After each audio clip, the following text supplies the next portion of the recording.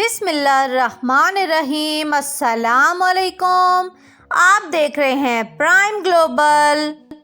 तो आज ही हम आपको विज़िट कराते हैं Karachi super biryani centre and haleem. New $1 shop के बिल्कुल साथ है ये। इसी रोड पर थोड़ा आगे की तरफ आप जाएं तो इनकी एक और शॉप भी है।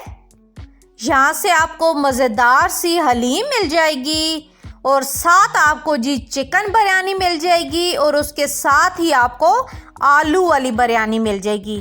टेस्ट इनका जो है, मिसाले इनके लाइट हैं, बहुत ज़्यादा हैवी नहीं है इनके मिसाले, मिर्च वगैरह तेज़ नहीं है इनकी। तो अगर तो आप लाइट मिसाले खाते हैं तो आप इधर का विज़िट कर सकते हैं।